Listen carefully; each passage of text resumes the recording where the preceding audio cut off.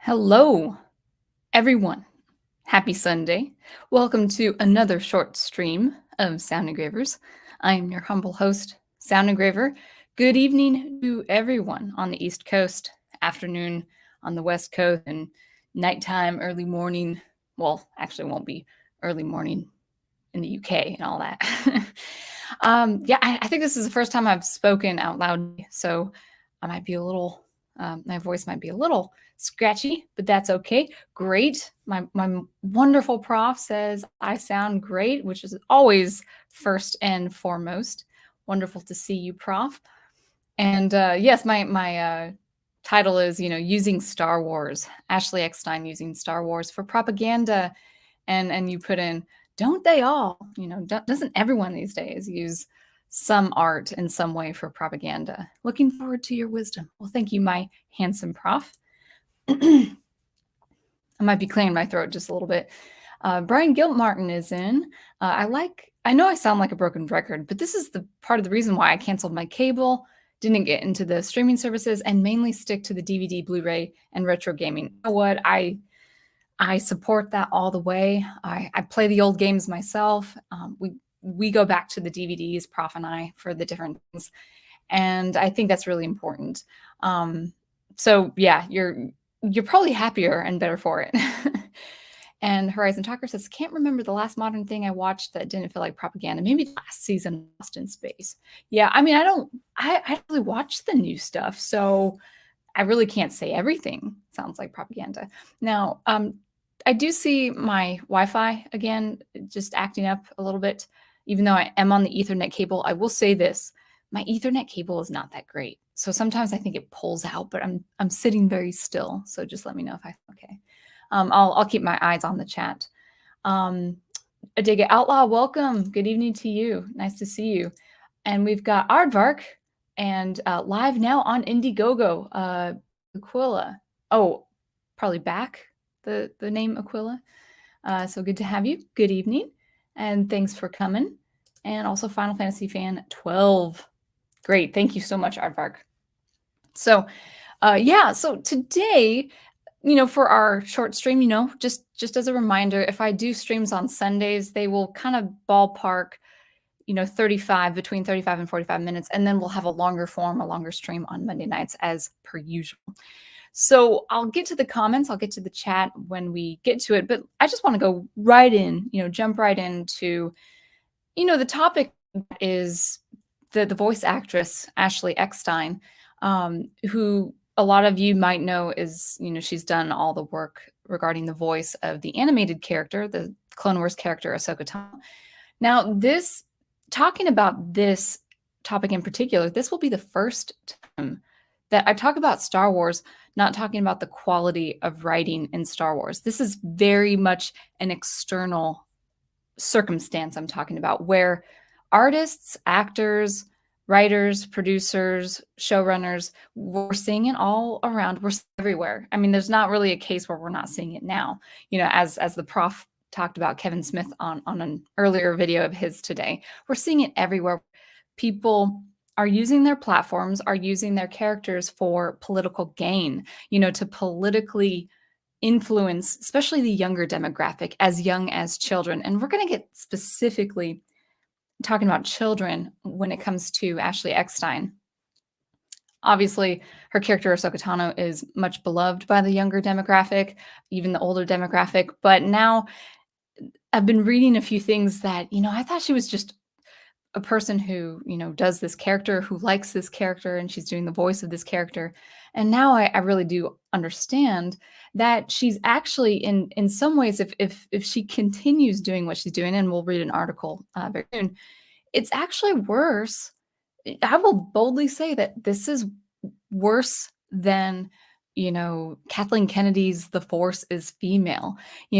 She has her own fashion. We'll see it in just a little bit. She has her own fashion brand, this kind of lifestyle brand that she's kind of centered around Ahsoka Tano, but also around making Star Wars accessible for not just the female audience, but audience an audience of all types, as she put in, however they identify themselves with. So we'll get into that. Um, my channel, just before getting into the article, my channel is never meant political. I never mean to be political when it comes to talking about, especially my own original music, obviously, and sound experimentation and Logic Pro and SuperCollider.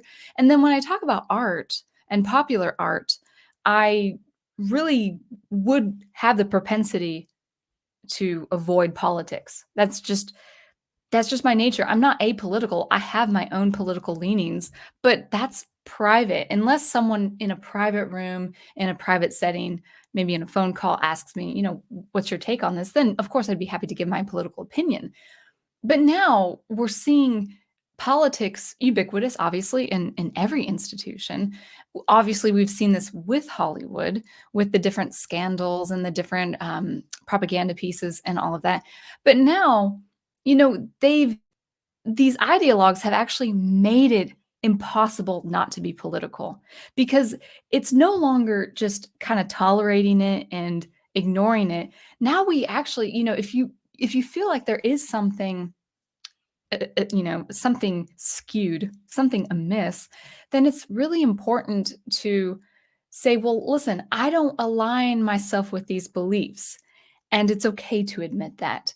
And regarding Star Wars, yeah, you can have politics in Star Wars as you can have politics in your storytelling in any in any setting.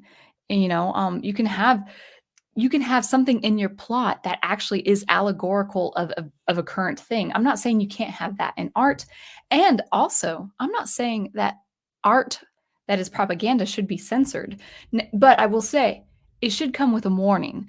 If that warning is my own feedback on it, then that's going to be the case. That's going to be the important thing to talk about. So I want to talk about this lady in particular, Ashley Eckstein, or Eckstein, and that's how she pronounces her name.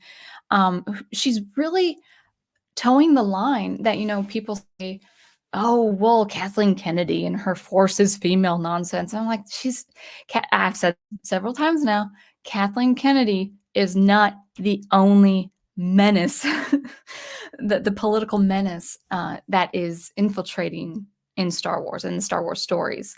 I have my opinions about Dave Filoni. I have my opinions even about Jon Favreau. I won't speak of those opinions now, but it's with other highly influential people. In this case, with Ashley Eckstein. I keep saying Eckstein. She pronounces it Eckstein. So my apologies for mispronouncing her last name if it comes to that. So without further ado, I will welcome KR Rika, I think. And then also Lynn Green, welcome to have you. Now, I will get back to your comments, guys, when I finish reading this article. This article that I'm about to share will be a little bit on the long side, so I'll get through it as fast as possible with some commentary in between. And then we'll get back to your comments and wrap things up. So let me go ahead and share the first article. And I'll actually go back and forth between chat just because I just want to keep my eyes on the quality of audio. So hopefully you can see that. Right, share screen. We've got our tab here. And I think this is the first one I want. Yeah, that's the first one I want. So if you guys can see that, this was published earlier this month. So this is recent. I don't see this talked about. Maybe it is, but it's pretty important to discuss. So we will go. Already you can see in the title there, the word inclusivity. And guys, let's just be real. You guys know it. I know it. There are so many factions like thrusting their tentacles upon this word inclusivity for strictly political gain. And because that is so, the word inclusivity is a term we can safely put under propaganda. I know people would argue with that and say, no, that's important. But no, we're gonna say things as they are, and I'm not gonna apologize for it.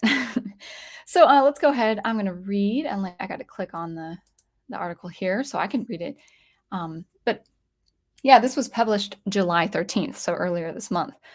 So we've got in an exclusive, interesting word there, in an exclusive interview, Ashley Eckstein discusses the Her Universe fashion shows in person, her in-person return at the San Diego Comic-Con 2022, Star Wars, and gotta include it, inclusivity. Now, I just want to say right off the bat, there's nothing wrong that there's nothing wrong with her rebranding or setting a popular brand for herself that is a fashion show that is related to geek culture. There's nothing wrong with that, but I do find it very interesting that it's the women of the women of Star Wars sets this up, and then the women of Marvel and the people who are of the fashion show quality, women or otherwise, that they would. I was like, well, Marvel hasn't had a fashion show. Let's do a Marvel fashion show. Star Wars hasn't had a fashion show. This is a strictly this is not this is very appealing to men and boys. So, it exists. There's nothing wrong with it existing. I find it interesting that people would just say that's uh, not meant to reach boys and men. Let's just say that. If people would argue with that and say, well, are boys that interested? Unless they're trying to make boys interested, if you know what I mean. So moving on down here, the Her Universe fashion show. So already that sounds like Kathleen Kennedy. All right, let's move on down. Checking the camera and all that good. All right. In 2010, Ashley Eckstein, known for voicing the fan favorite character Ahsoka Tano in Star Wars: The Clone Wars and Star Wars Rebels, founded Her Universe, a company dedicated to creating stylish, fashion-forward merchandise for female sci-fi fans. In a few short years after the company's founding, the first Her Universe fashion show was held, which quickly became a staple of San Diego Comic-Con. This year, Eckstein returns to SDCC for the 8th annual Her Universe Fashion Show. I did not know this was going on this long. The in-person iteration of the event held since 2019, which will take place on Thursday, July 21st. Maybe it was a success. And she's not coming alone. Joined by co-host, this is where the propaganda comes in, by the way, guys, by co-host Nina West, the RuPaul's Drag Race fame. Drag Race. Fans in attendance will watch as the 26 designers compete with their original geek couture designs to win the ultimate prize, the opportunity to design a collection of Her Universe for Hot Topic. Oh, joy. Ahead of SDCC, Eckstein spoke with CBR about Her Universe fashion show, the big homecoming, inclusivity, geek culture, and her iconic Star Wars role. So it's not even it's more, I will say, this Her Universe setup here is more just including female fans of Star Wars. By the way, Star Wars was never denied. Female girls and women were never denied access to Star Wars. That is a bunch of I do see that my mic is glitching. Okay. It's cleared up now. Good. Yeah, I'll keep my eye on it. But as I was saying, the Star Wars, the world of Star Wars, the culture of Star Wars was never denying women and girls Star Wars. It's ridiculous. And so the premise of it is a little bit of a fabrication to say, no, we got to introduce this to girls and women too. It's like, no, you're trying to expand the interest. You're trying to expand. Really, what you're trying to do with a fashion show is trying to explicitly heighten the interest of girls and women who otherwise wouldn't be interested in Star Wars or geek culture. I find this interesting. They actually need a fashion show to do that. That's what they're admitting with an event like this. It's like, well, the level of interest isn't really there. But see, the lower, on average, the lower level of interest in female Star Wars fans, they have to equate that with, they don't have access to Star Wars. And that's where the fabrication comes in. So notice how they're kind of playing with words and language here, and you'll see that a little bit later. Good. I will definitely keep my eyes on the chat just in case. Yeah, I do see my little Wi-Fi icon. So if you want to reset my window prof, but if clear now, that's good. Alrighty. So moving on down. Oh, by the way, this is her picture here. You can't really see it like with her mic being held across her chest, but that is the blue jewel of Shira. And I'm like, great. She thinks she's Shira. Awesome. All right. It's not enough to be Ahsoka Tano. She has to be Shira too. All right. Ashley Eckstein. This is her. Oh, actually, I need to front this question here. What's it like to finally be heading back to Comic-Con in person for the Her Universe fashion show? Ashley Eckstein. It's honestly like a dream. I'm so excited. And actually, the theme for this year's fashion show is coming home because San Diego Comic-Con feels like home. It's also the home for the Her Universe fashion show. We debuted the show in 2014 and it's home in so many ways. It's our home for our show. It's our home for our soul. It's our home for our soul. And then she laughs. I'm laughing too. There's no other way to describe it other than it feels like coming home. Man, this is redundant. So that's why we made it the theme of the show this year. The interview asks, obviously a big thing for you all over at Her Universe is inclusivity in the space. How does this show represent that, especially this year? And this is, we'll get into the major propaganda here soon.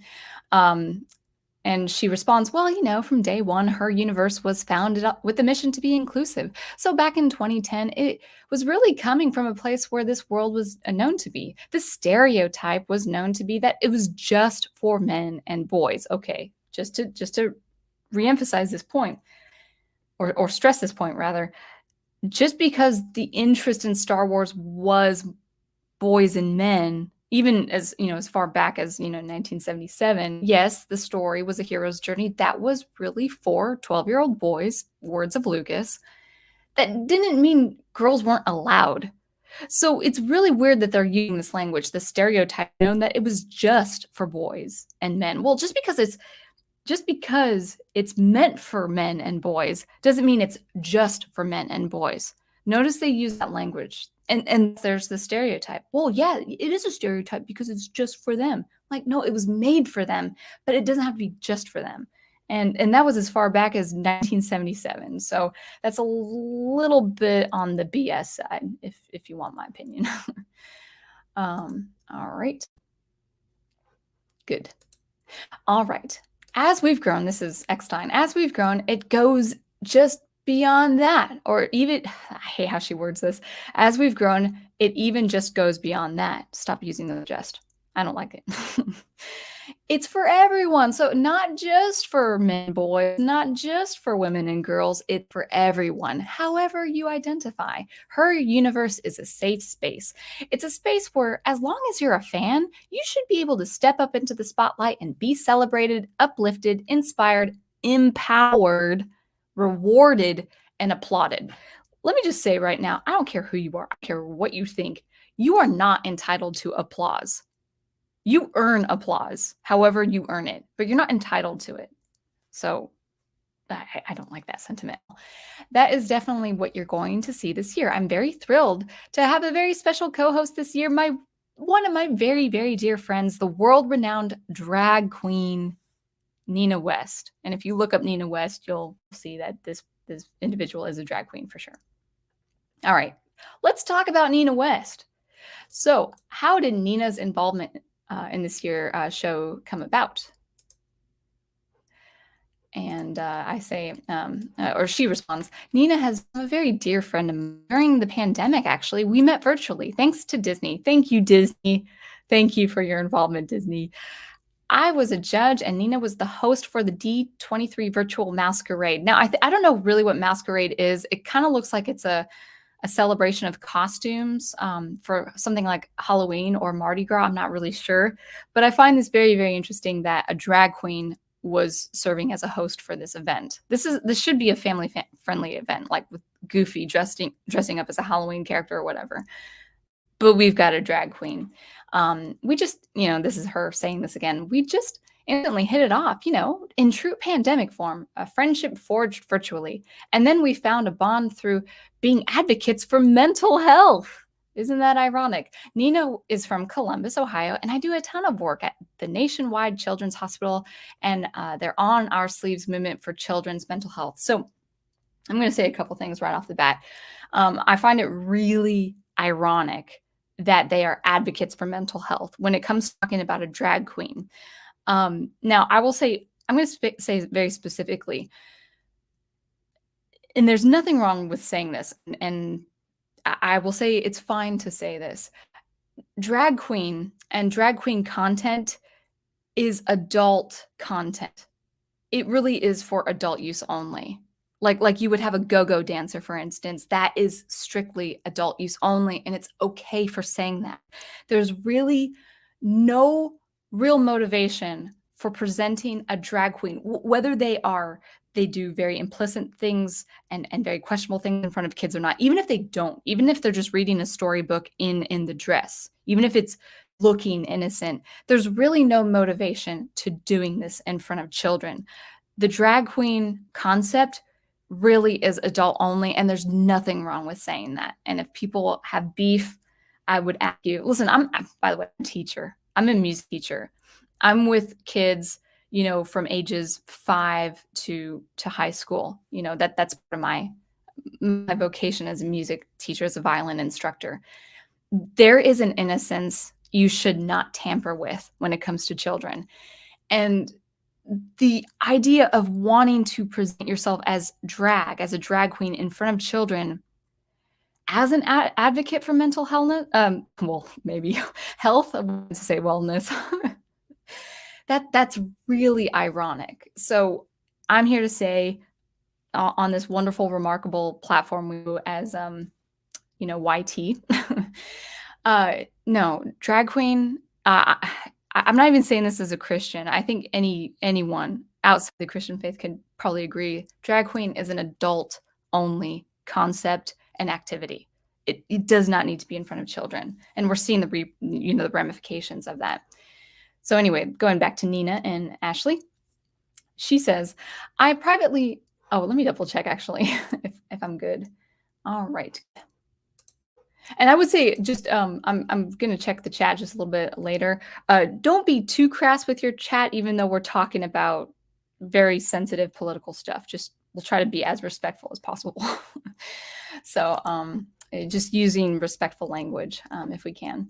All right. I privately messaged Nina and asked Nina if Nina would work with me on behalf of Nationwide Children's Hospital. Of course, Nina jumped at the chance. Being a major local celebrity in Columbus, this individual didn't jump at the chance because it was Columbus and they like Columbus. He jumped at the chance because children were involved. And then she says, then we became fast friends, like even more fast friends. Then finally met in person. It was like we were long lost BFFs and have just been great ever since. So I called Nina and said, look, this would be a dream if we could co-host the fashion show. Nina's been very busy playing Edna Turnblad on tour, the National Broadway tour Hairspray, and luckily we were able to catch Nina in between tour dates, and it's worked out. So I'm thrilled that Nina will be joining me on stage. We have several exciting looks together, and it's going to be a really, really fun show. So Disney got in touch with Ashley Eckstein, the voice of Ahsoka Tano, a major figurehead of Star Wars, not the character, but the voice actress. Disney got in touch with her somehow. There's been some contact, and now she's affiliated with Drag Queen, a famous drag queen. Star Wars really, and Disney for that matter, is really not being family friendly anymore. It's not being kid friendly. It's Star Wars at this, well, probably even before now, much before now, has really become an adult only content now with all the stuff that they're promoting. All right, let's move on.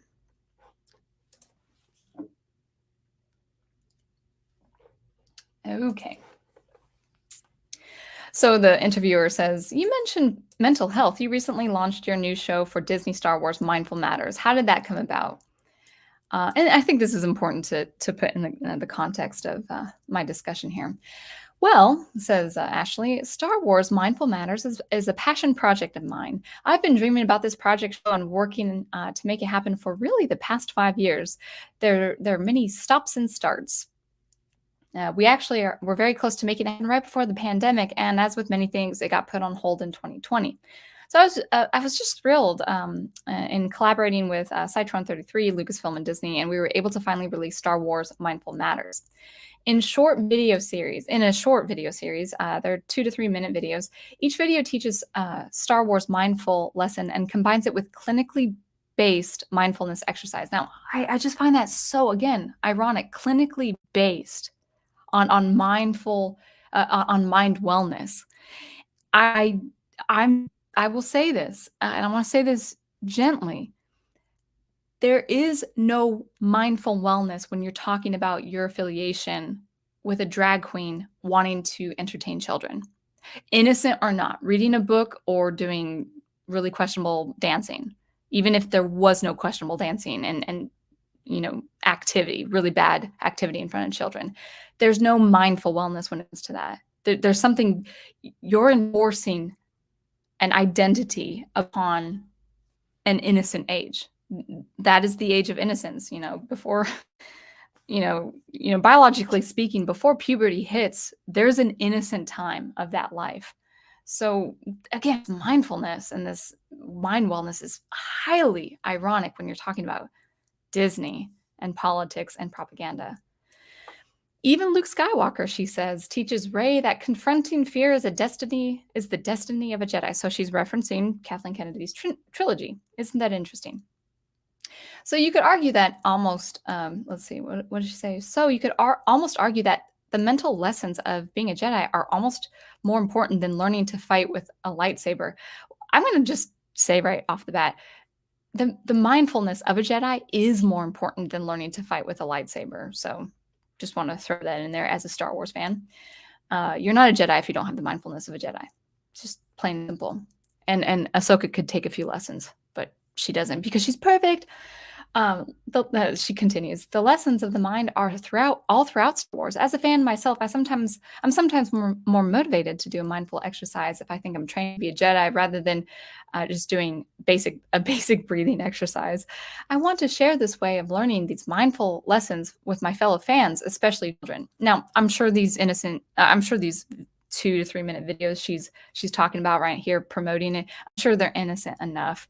I haven't seen them myself, so I don't know, but again, we're dealing with children. We got to be careful with what kind of art we promote for children. All right.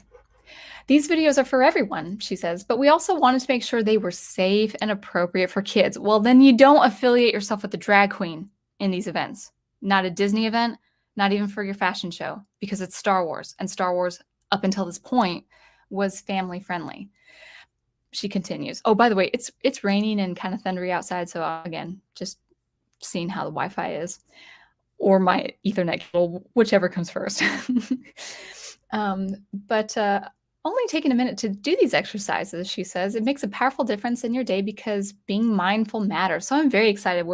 We've released our first 5 episodes, and they're all on my Instagram page. We're working really hard to get them into schools and to children's hospitals. So the videos might be innocent enough, guys, but any content following that, if it's related to political things, that's infiltration and that's propaganda. So I'm going to give these videos the benefit of the doubt, but again, these are methods. They're political methods that these monopolies and these companies are using to get to children. If something like a drag queen wasn't involved, I wouldn't even be making this point here. I'm grabbing a swig of water real quick.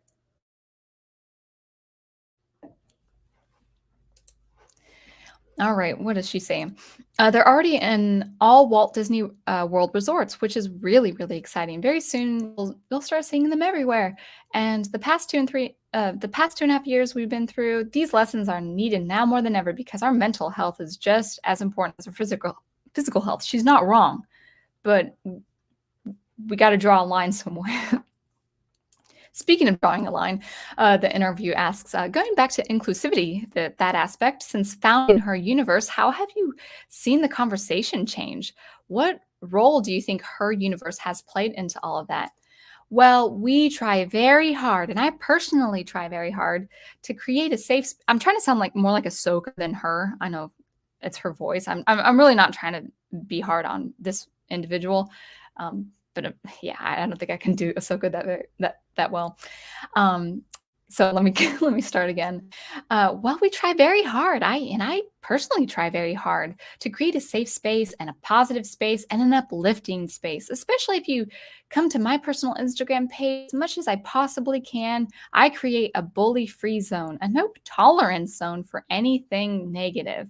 That's really important to me because I want everyone, no matter who you are, however you identify, what you believe, I want you to come and know it's a safe space and know that we can just celebrate our fandoms together. That's very, very important to me. That's actually an impossibility, if you want my honest opinion, because I am a Star Wars fan, and I don't think it's appropriate that a drag queen should be affiliated with something that is family friendly. Would she provide then a safe space for me? I don't think she would. In fact, I think she would think I was a threat of some kind. So, you can't do that. You can't appease everyone and also say everyone's included. It's just not going to work. Ain't going to work. Continuing on as I check for Wi-Fi and stuff. Good. Looks all good.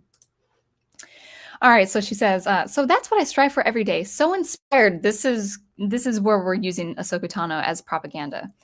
And by the way, no character, I don't care how terribly they are written, no character deserves to be a propaganda piece. They've done it with Mickey Mouse, where the fandom menace calls Mickey Mouse, oh, he's the greedy mouse with the cheese, like money and stuff. It's like, no, Mickey Mouse was never a prop or a mascot for evil Disney. Stop calling Mickey Mouse a mascot. In the same way, I don't care for the character Ahsoka Tano. You've seen my past videos. The writing involving this character is terrible.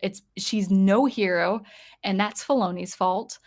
But even so, I would not have her character or any character, likable, not likable, anyone, no character deserves to be a propaganda piece. And this is kind of where we're getting into another level of propaganda with Asano. And this is Eckstein. This is Filoni, and this is Eckstein. So again, it's not Ahsoka Tano's fault for once. She's being used. So what does she say? Double checking. She says, so that's what I strive for every day. So inspired by the character that I voice, Ahsoka Tano. I kind of made it my life's goal to be a real life version of Ahsoka Tano. Ahsoka says in the final season of Clone Wars, by the way, the highlighted article, it's a lot. Yes, it's a lot of it's about Ahsoka having her own John Campbell's hero's journey. And like, she did not have her own hero's journey. In fact, at the end of season 7, she's not a hero at all. But that's the sidebar. So she includes a quote from Ahsoka. In my life, when you find people who help, you help them no matter what. I guess it's just who I am. That's Ahsoka saying that. It's like, well, yeah, you helping people by destroying star cruisers and killing dozens, if not hundreds of people in one sitting twice when she's a little girl or 14 or whatever, and then when she's older. She's done that twice in her life in the span of Clone Wars. She has directly killed people based on her decisions. So no, she's not a good example of helping people, that is for sure.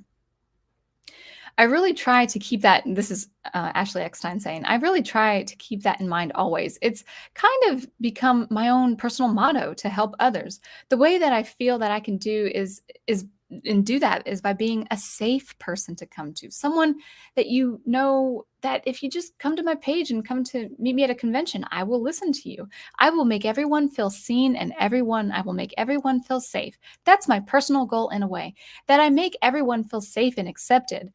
And I think that's all what we're really looking for right now, just to be seen and to feel visible, because one of the worst feelings in the world is to feel invisible. And I get that. When I was in high school, I knew a couple people that just were not liked just because maybe they were hyperactive, maybe they had a social awkward thing about them. And yeah, I would listen to them and I would this is me talking, not Ashley Eckstein. I would try to make them feel, that I welcome them, that they're welcome to talk to me about anything. But if there's something that is actually detrimental, let's say they have a detrimental habit, like back then it was like smoking like a high school smoking a pack of cigarettes a day, and it's like, well, this is who I am. I was like, well, yeah, but I like you and I want to be your friend, but I'm going to tell you that smoking a pack a day as a 14-year-old ain't going to be very good. No, you have to accept me. I feel invisible if you don't accept me for smoking a pack of cigarettes. And this is the danger of this kind of language. It's like, oh, we don't want to make people feel invisible. It's like, yeah, that's true. We don't want people to feel, excluded and stuff. But if they actually have a vice as a part of their identity, we do have to lovingly help them out of that vice. And no one's bringing that up. No one brings up those ramifications. And you got to be careful. Yeah. All right, a little further down, and then we will, yeah. Actually, yeah, just a few more paragraphs I'll try to read through quickly. There she is. There's the hero, Ahsoka. Isn't she great? Okay, so the interviewer continues. It's been quite a while since you originated the role of Ahsoka Tano in the Clone Wars movie. What role do you think she has played in the inclusivity aspect? Interesting. Clearly, this is a character that means a lot to a lot of people and is definitely a big part of her universe's clothing line. And this is Ashley Eckstein.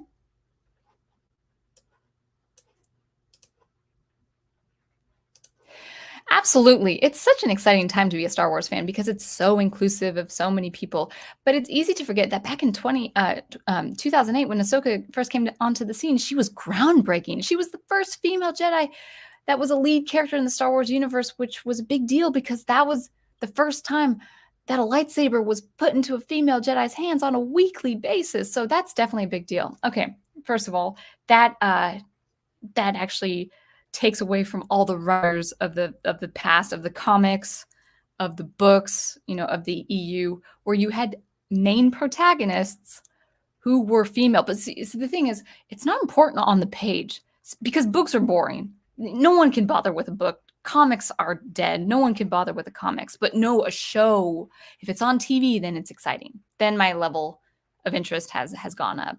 And I think that, again, it is kind of like Kathleen Kennedy, where it's really short-sighted to just pretty much snub like over 25 years of comics and books that came, I would say 20 years before Ahsoka even came. There were books and comics. All right. This next thing is a thing I will say that lightly grinds my gears. Now to this day, she says, because I've had the privilege of going to a lot of conventions, I hear that on a regular basis from girls and women saying, I grew up with Ahsoka, and that was a big deal for me because for the first time I had a character that I could watch every week on TV, and she was a Jedi, and she had a lightsaber, and I realized I could be her. I could be just like her. That was a really big deal. Now, maybe I'm different. Maybe I'm an exception, but never in my childhood did I relate to a female character because she was female. The characters I related to were the characters who had a great personality, who were funny, who were smart, who were engaging, who reacted to a situation in a good way, in a positive way. Those were the characters. Like animals, boys and girls, it doesn't matter. It's like, yeah, sure. I admit I wanted to look like Daphne Blake when I was a little girl, but I wanted to have the gumption and the smarts of Velma. This is Scooby-Doo I'm talking about. I wanted to have the kind of the leadership as Fred, and I wanted to have the humor and the spontaneity as Shaggy and Scooby. It's like I didn't just gravitate toward Daphne Blake in Scooby-Doo. Like I liked all of the characters.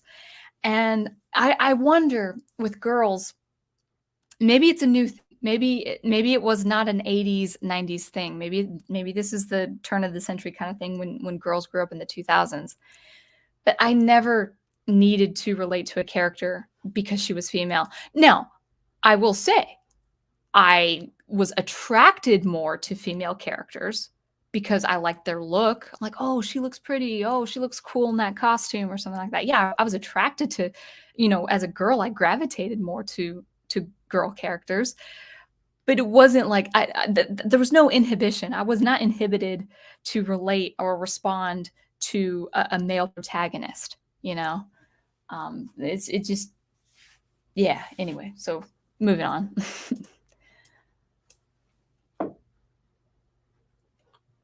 All right, this is a little interesting too. So she says, also, what I love about Ahsoka is that she's not a race here on Earth. Isn't that interesting? Neither is Obi-Wan Kenobi. There's no race on Earth, in the world of Star Wars. There's no mention of Earth in the world of Star Wars. You have that in some science fiction. I just realized. I'm glad you guys can hear me because I heard B2 from YouTube. So she goes on. She is an orange-skinned Togruta alien with Leku in a galaxy far, far away. Yeah, exactly. So why'd you mention Earth to begin with? She was also the eyes of the audience. No, she was not. Not in the beginning and not continuing down.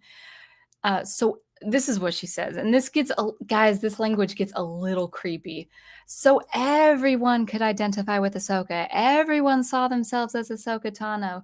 That's so obvious not, as we're about to reach 15 years since the character was first introduced. This character was introduced in August of 2008. It's almost 15 years later. She really does repeat herself. But that happens in an interview. It's been 15 years. She says that a third time. And it's so obvious today that because everyone comes up to me and they say men, and they say men, women, boys, girls, people who identify as they, them, and of every race, everyone comes up to me and identifies as Ahsoka Tano. They see themselves in Ahsoka.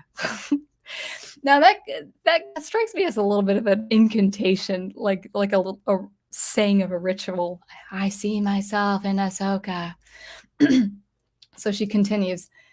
So that's why I actually started a hashtag online where it says hashtag Ahsoka lives in all of us, because it's such a beautiful character where I feel like everyone can identify with Ahsoka. She's such a positive character. She's full of light. She is not full of light. She has some dark side in her, and no one seems to mention that except me on my channel and a few others.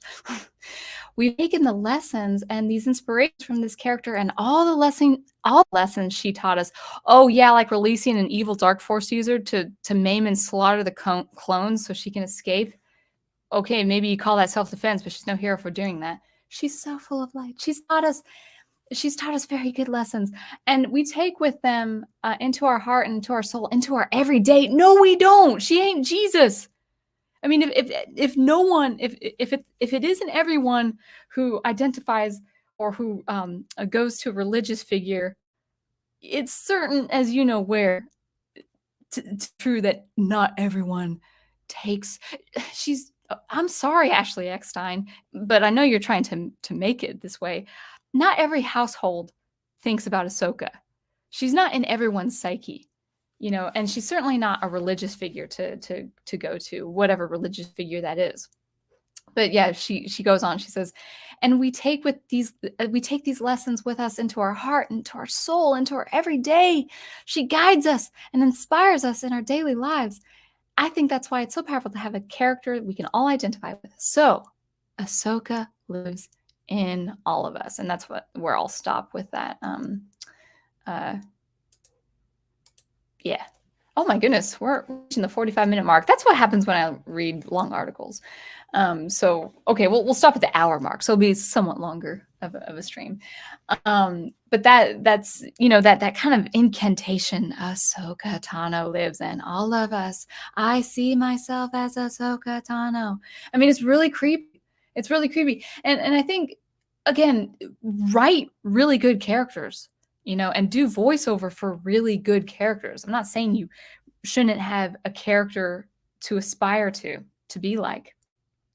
But this kind of setting herself up as this deity and that's the language is being used. Oh, I see myself as Ahsoka Tano. Well, I mean, I guess like not even Luke Skywalker has that kind of platform. There are people, especially young boys, who aspire to be like Luke Skywalker and be heroic, but you don't make Skywalker ubiquitous as he's like a religious idol that you set on a pedestal of like a fireplace mantle or something like that. It's not And that is a little, along with the drag queen stuff, that's a little weird. That's a little weird. So I'll get to the comments soon. I do want to say this. I was going to put this on my thumbnail, or not my thumbnail, but my title. But I'm probably drawing a lot of negative attention too. That's okay. Ahsoka Tano is not Rey Palpatine. She's actually worse now. Now, and there's a reason. We see it now with Eckstein and Dave Filoni. She has made herself ubiquitous. Well, not Ahsoka herself. They have made Ahsoka Tano ubiquitous. They want to expand her influence everywhere, not just in the Star Wars galaxy, not just in the Star Wars universe and the stories, but now through platitudes and not platitudes, public influence, and through a very, I would say, through a lot of subtext, a lot of political subtext with Ahsoka Tano. Now, Rey Palpatine is no good character. Yeah, she has her flaws, and she's rightly criticized as a Mary Sue. But notice now, Rey, she's fixed in her trilogy. She's not really coming back. I mean, maybe they have plans for her to come back, however that looks like in the future. But Ahsoka's worse in that she keeps coming back. And she's, if you guys want, I'll put this on, the top right-hand corner of my video here. I will paste, I'll copy and paste, or however you say, I'll put on the top right-hand corner of all my commentary on why Ahsoka is not only not a hero, but she's terribly written. But people just can't, they're blindly seeing her. And I think that's Filoni's vision for her, and also Eckstein's vision for her. Like, oh no, she's a perfect, pure character. She's a pure Jedi, or she's the purest version of a Jedi. No, she's none of those things. And it's really that this on top of, working with children on mental wellness with a famous drag queen. I'm going to say it again, and I have no shame in saying this. Just as the ideologues have no shame in saying what they believe, drag queens are for adults only. I don't care how innocent they look in a library just reading a book to a child, which is innocent. It's not innocent because it's the gate to much more devious things when it comes to children and talking to children and teaching to children. So this on top of the language used about, with Ahsoka Tano, oh, she's transcendental. She transcends all races and all genders and stuff like that. She's now the mascot. People always complain. Since Force Awakens, people complained about, Mary Rey being the mascot for feminism. Well, now Ahsoka Tano is being the mascot for intersectionality. Okay? Which is a stronger version of feminism, if you know what I mean by that. Anyway, let's go ahead. I'll get through the comments. I'm glad the audio's doing okay. I'll read some of your stuff. I won't get through all the comments. We'll talk more in length tomorrow night. But let's see what you guys are saying. Ace is in the house. I gotta welcome a lot of people. Ace, Private Eye. Let's see. D. Pensack is in the house. More people, I'm sure. Midwit Productions, good to see you.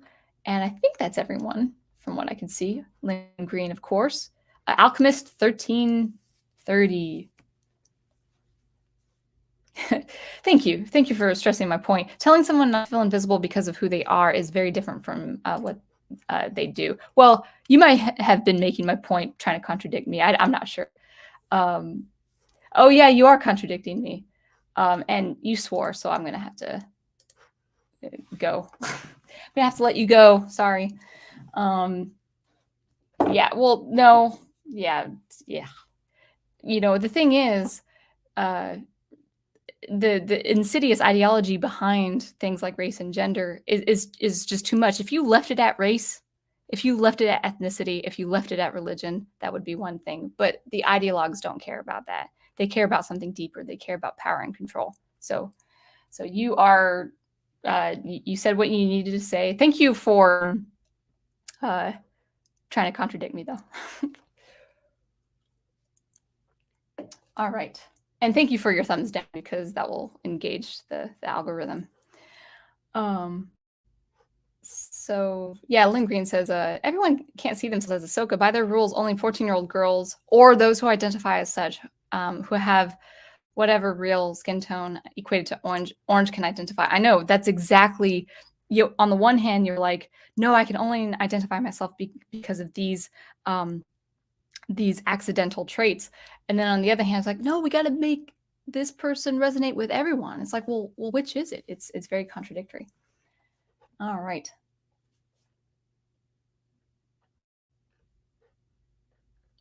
Let's Aardvark says, I've always looked like Shaggy. It's a gift and a curse. I wouldn't say it's a curse. Yes, thank you, D. Pensac. She's not a Jedi, but Filoni keeps making her look like a Jedi and be a Jedi. Yeah, exactly. Prof knows who Nomi Sunrider is. Am I a joke to you? Yeah. Oh yeah, speaking of Chrono Trigger, I'm trying to beat Kefka in Final Fantasy VI because I'd like to start Chrono Trigger for the first time. Yeah, there you go. All right, going through this all.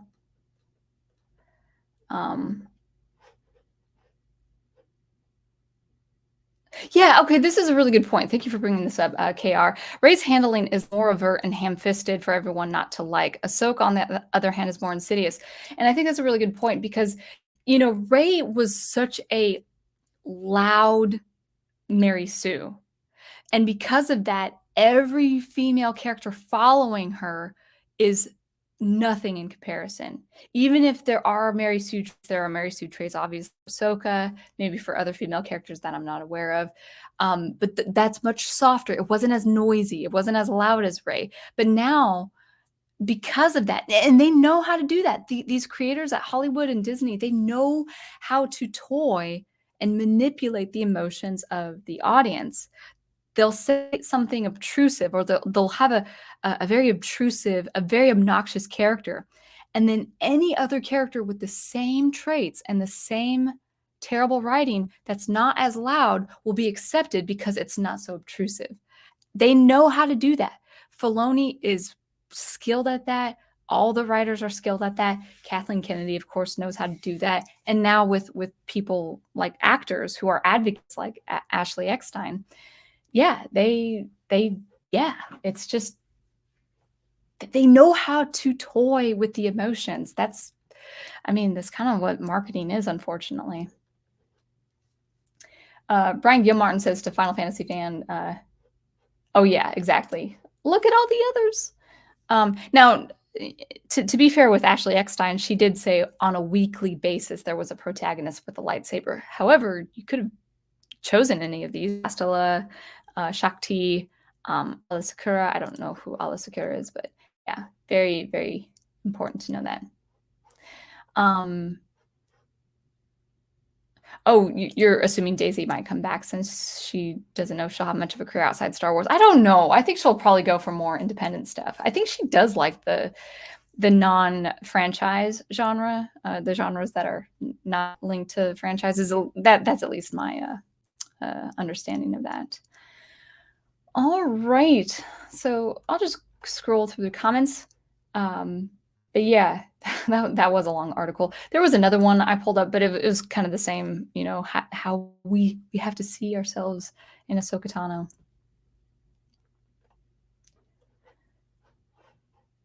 Yeah, thank you. Parvati says, I honestly don't tolerate when people use Mickey like that. He is an icon. He is a detective, and also, darn it, I hate that people don't understand that.